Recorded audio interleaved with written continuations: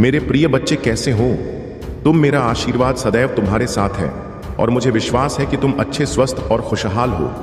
मेरे प्रिय बच्चे, तुम पर भगवान भोलेनाथ का विशेष आशीर्वाद बना रहे। और जो सच्चे भक्त हैं, सबसे पहले इस संदेश को लाइक करना ना भूलें। आज का दिन मेरे बच्चे बहुत ही खास हैं, जिनका जन्मदिन या एनिवर्सरी है। उन्हें ढेर सारी शुभकामनाएं और भगवान भोलेनाथ की कृपा सदैव उन पर बनी रहे। मेरे प्रिय बच्चे, आज का संदेश तुम्हारे जीवन में अद्वितीय परिवर्तन लाने वाला है। यह दिन ऐसा है कि जिसे सुनकर तुम्हारे मन में एक अद्भुत ऊर्जा का संचार होगा। जब तुम्हारे पास कुछ नहीं था, तुम बहुत व्याकुल थे। तुम्हारे घर के सदस्य मुझे प्रार्थना करते थे और रोते थे कि हे प्रभु, हे परमात्मा, हे भोलेनाथ, मेरी अब सुन लो। आप मेरे घर में अपना वास करो और मुझ पर अपना आशीर्वाद बना और मुझे इन दुखों तकलीफों से बाहर निकालो। क्या मेरे जीवन में हमेशा के लिए ही यह दुख तकलीफ है? क्या मेरे जीवन में खुशियां नहीं हैं? आपने मेरे भाग्य को कैसे लिखा है? क्या मेरे भाग्य में यही सब लिखा हुआ है? परंतु मेरे प्रिय बच्चे, या कभी भी मत सोचो कि मेरे भाग्य में यह सब लिखा है या भाग में लिखा नहीं होता है। परंतु परिस्थिति और सिचुएशन के अनुसार से कभी कभी इंसान की गतिविधियों में बदलाव आ जाता है, जिस कारण से यह सब चीज होने लगते हैं और इंसान भगवान को समझता है कि भगवान ने मेरे साथ किया है। परंतु भगवान अपने बच्चों, अपने संतानों के साथ ऐसा कुछ नहीं करते हैं, क्योंकि वह तो सदैव सुखी और खुशहाल देखना चाहते हैं। प्रभु को यह सब करने से क्या मिलेगा? कुछ भी मिलने वाला नहीं है। मैं तो सदा है तुम्हारे हित के बारे में सोचता रहता हूं और तुम्हारी प्रतीक्षित का प्रत्येक कर्म का प्रतीक्षा करता रहता हूं कि मैंने जो सीख दी है, उसे सीख के अनुसार से मेरे भक्तों में आगे कौन सा कार्य किया है। क्या उसने ऐसा कार्य किया है जो सराहनीय है, जो कृपा के पात्र हैं? यदि हाँ किया है, तो मुझे अति प्रसन्नता होती है कि मैं अपने भक्तों को इतना समझाया, तब समझ में आया। देर से आया, परंतु आया तो। क्योंकि कोई भी व्यक्ति जब नहीं समझता है, परंतु एक बार जब समझ लेता है, तो वह व्यक्ति पूरा नहीं होता है। क्योंकि उसके अंदर जब भी देख था, जब ध्यान आया, तभी उसने यह सब चीज अपने अंदर उतरी और उसका अनुसरण किया, उसका पालन किया और आज जाकर एक महान और सक्षम इंसान बन गया। उसकी बराबरी करने के लिए कोई नहीं खड़ा हो सकता है। जब वह अपने आप को मजबूत और अधिक बना ले तो, और यदि तुम अपने अंदर आत्मविश्वास को नहीं रखोगे, तो तुम किसी भी कीमत पर कुछ नहीं कर पाओगे। तुम्हारा आत्मी विश्वास ही तुम्हारी सबसे बड़ी शक्ति है और हरि भक्ति भी तुम्हारी सबसे बड़ी शक्ति है। यदि तुम भक्ति करते हो तो उसे पर विश्वास करो। तुम्हारा इष्ट चाहे जो भी हो, चाहे महादेव जी हो, चाहे राम जी हो, चाहे हनुमान जी हो, चाहे कृष्ण कन्हैया हो, सभी तुम पर कृपा अपने करेंगे। परंतु तुम्हारा एक इश्क होना चाहिए, वह चाहे जो भी हो। यह मेरा आदेश है।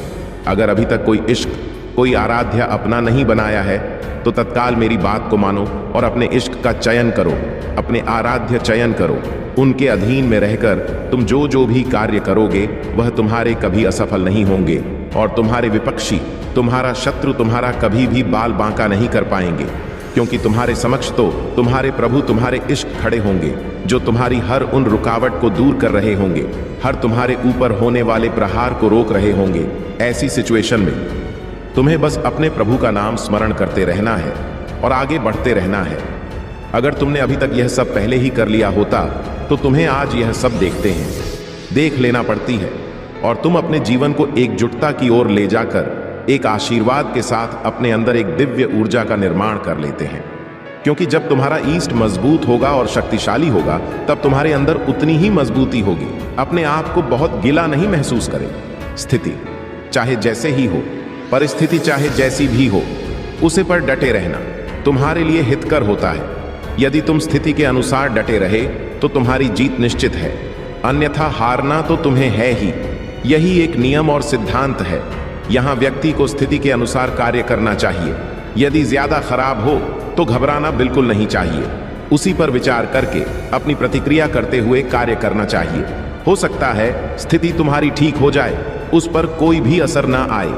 जीवन का उदाहरण प्रस्तुत करना सबसे बड़ी बात होती है। लोगों के सामने अपनी इच्छाओं को प्रकट करना बहुत ही गलत बात है, क्योंकि इच्छाएं लोगों के सामने नहीं, ईश्वर के सामने प्रकट की जाती है।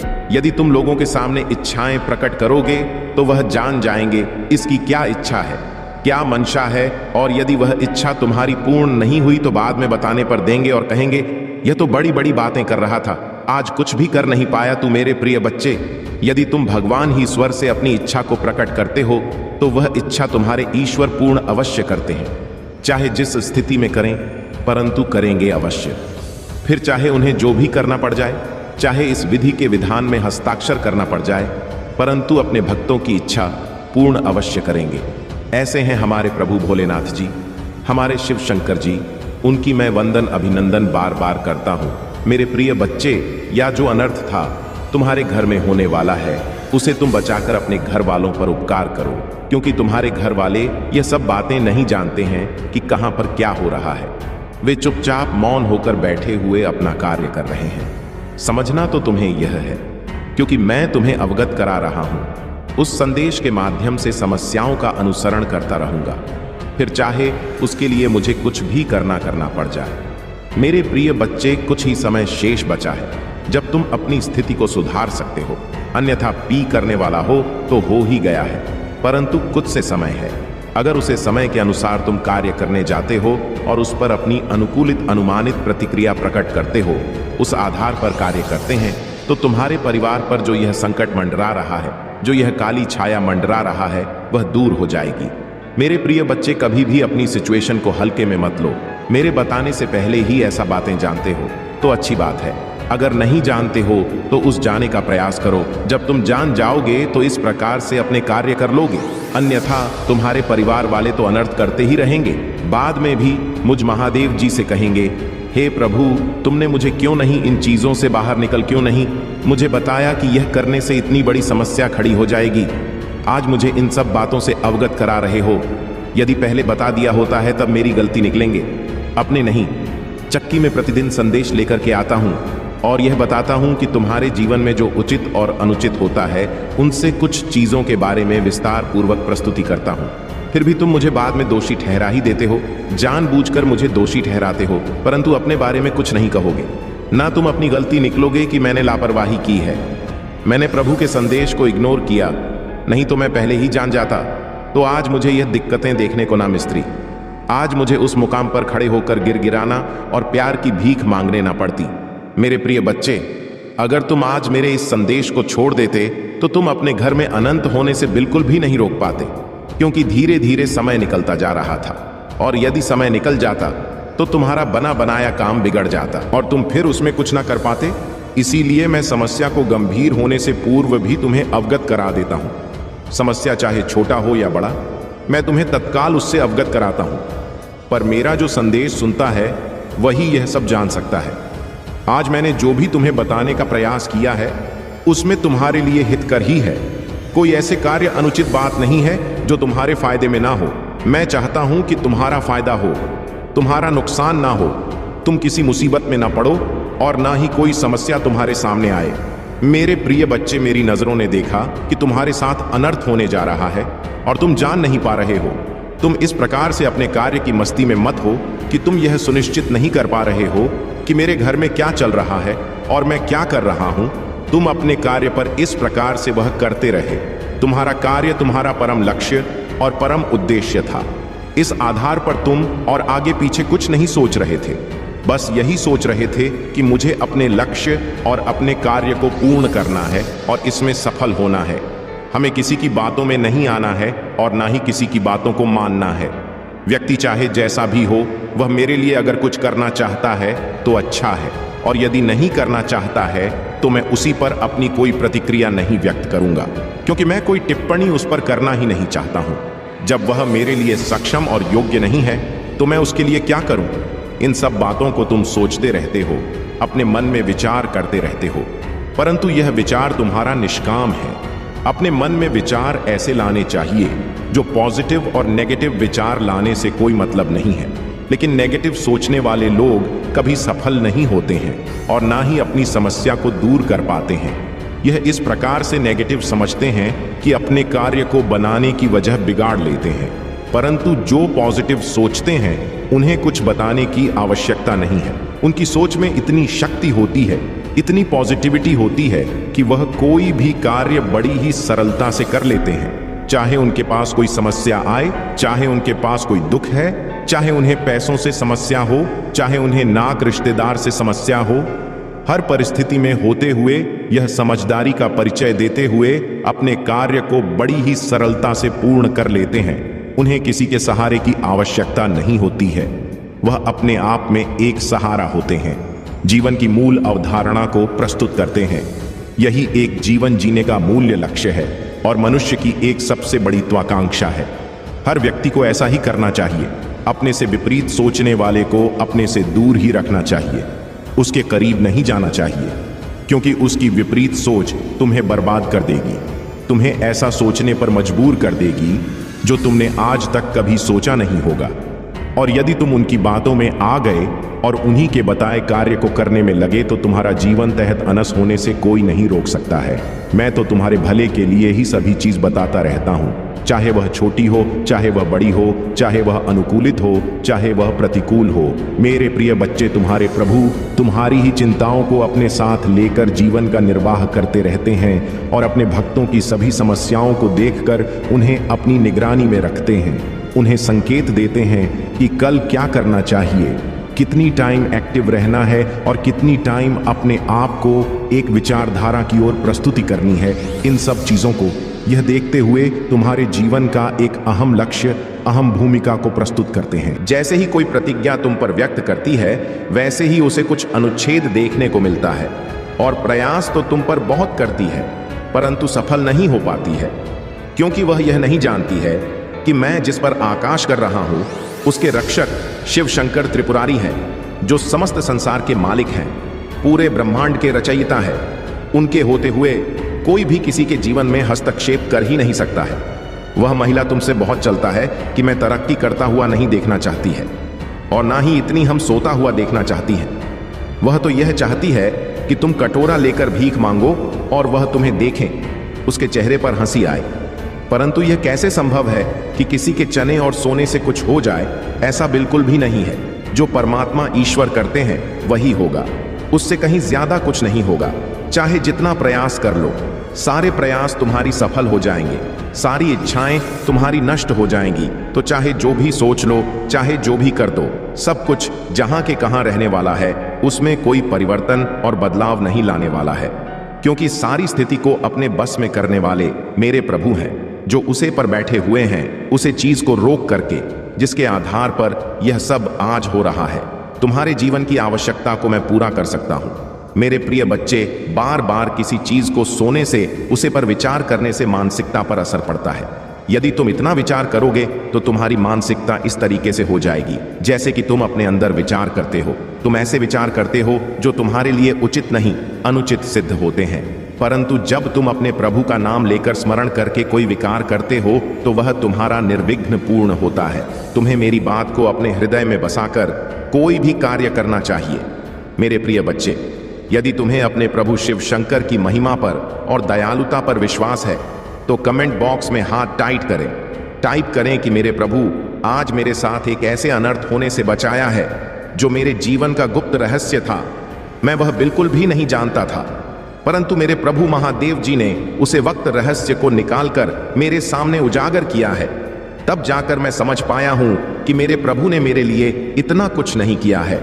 अभी आज जिस प्रकार से मेरे जीवन की सभी खेती वीडियो को मेरे सामने प्रस्तुत किया है, वैसा करना किसी के बस की बात नहीं है, क्योंकि आज के टाइम पर कोई किसी के लिए कुछ करने वाला नहीं है, करता है तो शिवाय परमात्मा, वह चाहे जो भी करें तो वह तुम्हारे लिए सही सिद्ध होगा। परंतु यही कार्य है तुम्हारा कोई मित्र करें, दोस्त करें, उसमें तुम्हें बहुत करना है, को देखना पड़ सकता है। हो सकता है वीजा दिखाने का प्रयास करें और तुम्हें स्वस्थ कर दें। मेरे प्रभु जी ने आज मुझ पर जो उपकार किया है, मुझ पर जो एहसान किया है, मैं उनके इस एहसान को कभी भी नहीं पूछ सकता है। मैं अपने प्रभु जी का चरण स्पर्श करके वर्णन और अभिनंदन करना चाहता हूँ, परंतु आज मैं यह शपथ लेता हूँ कि अपने प्रभु भोलेनाथ जी को कभी भी मैं अपने आप से अलग नहीं होने दूंगा। चाहे जो भी मुझे भड़काने का प्रयास करें या मुझे उनसे छुड़ाने का प्रयास करें या मुझे उनसे दूरी बनाने का प्रयास करें, परंतु मैं किसी की बातों में आने वाला बिल्कुल भी नहीं हूं। चाहे जो भी हो जाए, आज की स्थिति यूं के अनुसार में अपने प्रभु का पूजन और चरण स्पर्श करता हूँ, क्योंकि उन्होंने जो मुझे जन्म दिया है, मुझे इस पृथ्वी लोक स्मृति लोक में भेजा है। तो मैं अपने प्रभु का कोटि कोटि धन्यवाद करता हूँ, क्योंकि बहुत ही कठिनाइयों से यह मनुष्य का जन्म मिलता है जो दर्द में नहीं बिताना चाहिए। समय को देखते हुए, स्थिति को समझते हुए अपने जीवन को इस प्रकार से प्रस्तुत करना चाहिए कि प्रभु यह देखकर अपने अंदर प्रसन्नता महसूस करें। ऐसा ना हो तू भी अपने भक्तों को देखकर अपने अंदर किसी दुख का अनुभव करे। मेरे प्रिय बच्चे, इस संसार में अगर आए वह तो तुम्हें कुछ तो ऐसा करना ही चाहिए जिससे कि तुम्हारी कोई पहचान बन जाए, और तुम अपनी पहचान को इस प्रकार से बरकरार बनाए रखो ताकि आने वाले समय में लोग तुम्हें जान सके, तुम्हें पहचान सके और तुम्हारी प्रशंसा कर सके। वैसे तो जंग बहुत लोगों ने दिया है इस धरती पर, परंतु यह नहीं सोचते हैं कि मैं इस धरती पर इसलिए आया हूं। अगर भेजा समझ जाए तो उनके जीवन का जो पूर्ण समस्या है बंद समाप्त ही ना हो जाए, परंतु ऐसा कोई करता नहीं है। अपनी ही मस्ती में मस्त रहते हैं। उन्हें इस संसार के नियमों का क्या करना है, चाहे जो भी हो जाए। उन्हें तो बस अपने काम से मतलब है। उन्हें किसी की खुशी और किसी की दुख से कोई लेना देना नहीं है। वह तो सिर्फ अपना सुख ढूंढते रहते हैं, इस प्रकार का सुख कि उन्हें कुछ करना ही ना पड़े और सब कुछ अपने आप ही हो जाए। ऐसे ऐसे लोग भी इस संसार में हैं, परंतु उनकी यह सबसे बड़ी भूल है। यदि तुम्हें ऐसे ही सब कुछ मिल जाता है तो इस संसार में कम करने की आवश्यकता ही नहीं पड़ती। इसलिए तुम इन सब बातों को अपने दिमाग से निकाल दो और कम पर ध्यान दे दो, तो ही तुम पूर्व से सफल होकर अपने जीवन का सही तरीके से निर्वाह कर पाओगे। अन्यथा एक दूसरे को देखते रह जाओगे, उनके कार्यों को इस प्रकार से देखोगे कि शायद मैं भी ऐसा कर लेता हूं तो अच्छा होता, परंतु आज मेरी ऐसी स्थिति है कि मैं यह करने में सक्षम नहीं हूं, इसीलिए मुझे बहुत दुख हो रहा है। परंतु तुम्हारे दुख का कोई निवारण नहीं है। जिस प्रकार से तुम चाहते हो, जो करना चाहते हो, वह संभव नहीं है।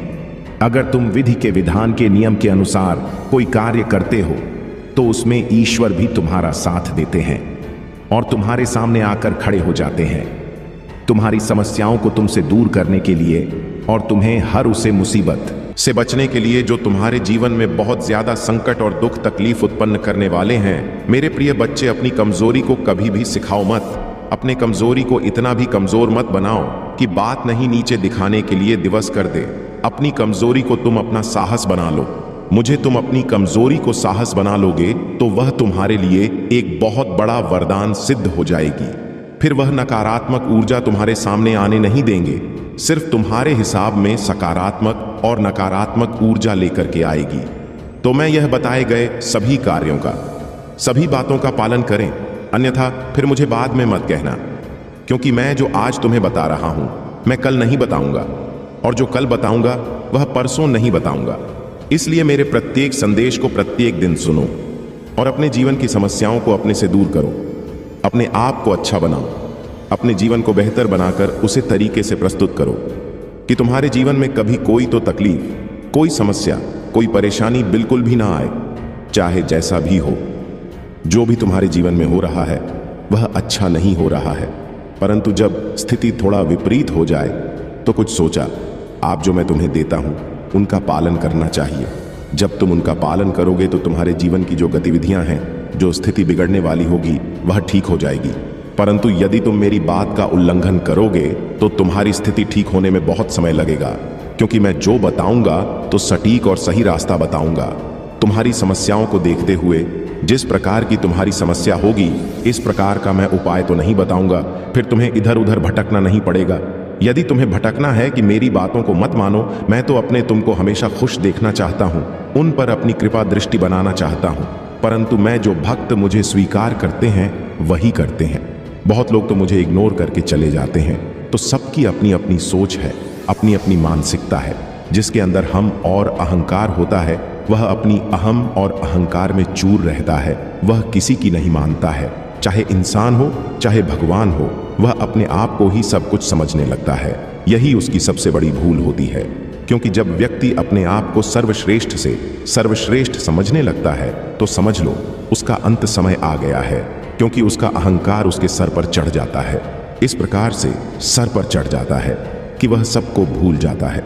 न तो वह किसी अपने को पहचानता है, न किसी दोस्त को पहचानता है, न किसी रिश्तेदार को पहचानता है और ना ही वह ईश्वर को पहचानता है। सबको वह पहचान में भूल कर देता है। वही उसकी सबसे बड़ी भूल होती है, क्योंकि जब तुम्हारी परीक्षा चल रहा होती है या तुम्हारे जीवन